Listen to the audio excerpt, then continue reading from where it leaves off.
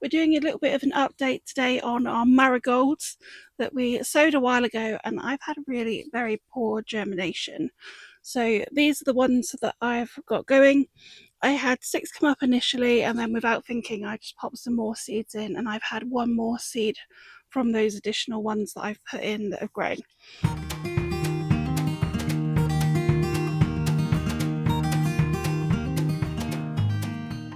So what we're going to do today is to take out the 6 that germinated initially and then re-sow those cells. So it's 5 cells, so we're going to separate one of them.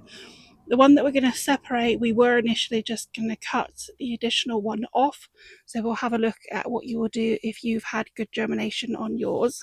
Once I realised that the germination on these were pretty low, one of the things that I also did was do one of these seed snails with absolutely loads of seeds. There was probably between 50 and 100 seeds that went into this one. And on this one, I've only had 5 as well. So that really does give me an indication that it is the seeds that are the problem rather than the compost or anything else.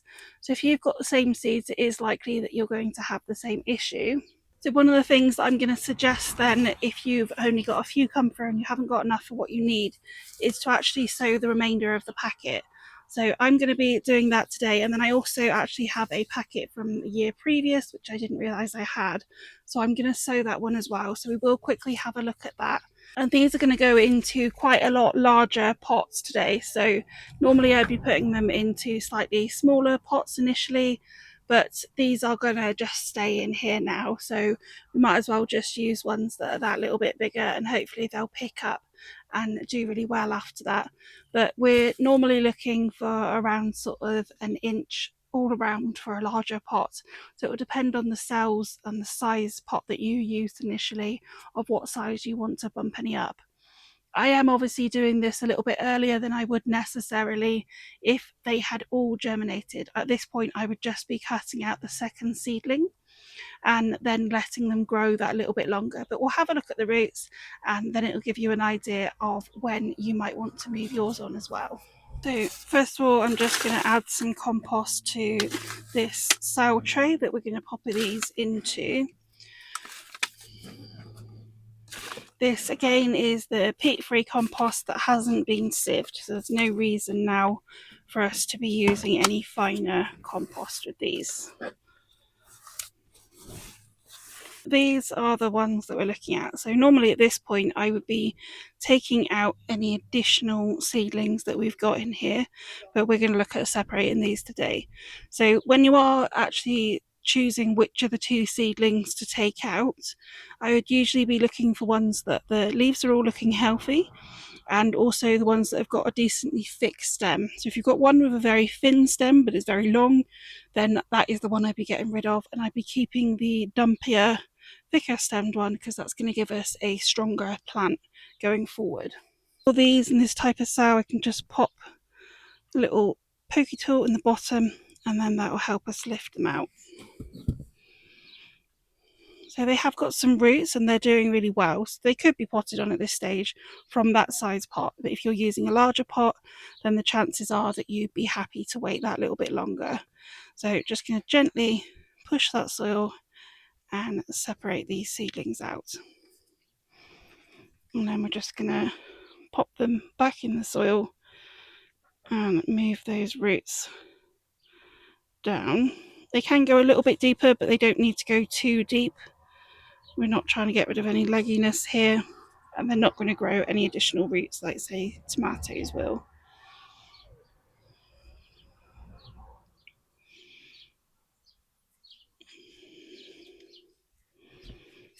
They're not looking too bad at all.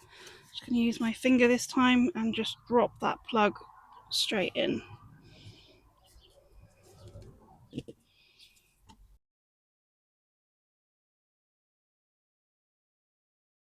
You can see that they've got plenty of space for more root growth in these.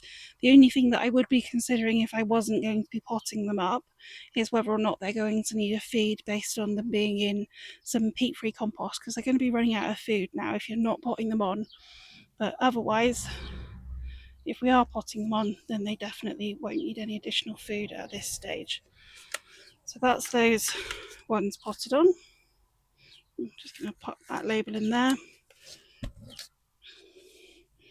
So that then gives me these additional cells just to pop some more compost in. I'm not going to sieve it just because I can't be bothered to worry about that right now, and these may not even germinate.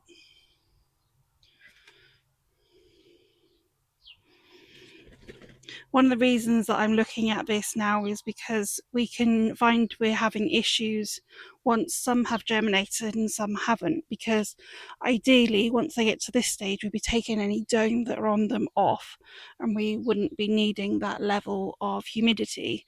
But with lots and lots of seeds that haven't actually germinated, that's not really an option. When I did add some additional seeds in here, you can see that I literally just poked them into the soil. So that's all I'm going to do into these cells today, and then give them a little bit of water. There we go, we've got 3 or 4 seeds now in each of these cells, and we'll see whether these other ones also germinate. And then all I'm going to do is label this, water it, and pop it back under a humidity dome for now, and we'll see what happens. For these ones, these are just going to get watered now, and then they can just go on a shelf in the polytunnel.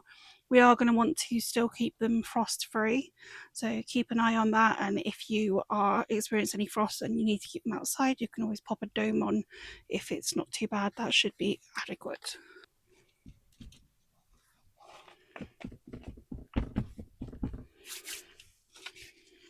And then, just so I don't have any seeds left over next year that aren't likely to germinate, I'm literally just throwing all these seeds onto this surface, and there is hundreds on here, so hopefully we get some germinate. So I wouldn't usually do this. This is way too many seeds. You can see that that's a ridiculous amount of seeds normally, but we'll see what comes up and what doesn't. You could also just directly sow them if you don't want to worry about using a seed tray to do this after your frosts have passed. Just lightly cover them with a bit of compost and remove any of the largest bits that fall on them, or use just sieve stuff like we would have previously. There we go. And then these are just going to get watered, and they'll be in exactly the same conditions as the other one, where they'll have a dome over them for now.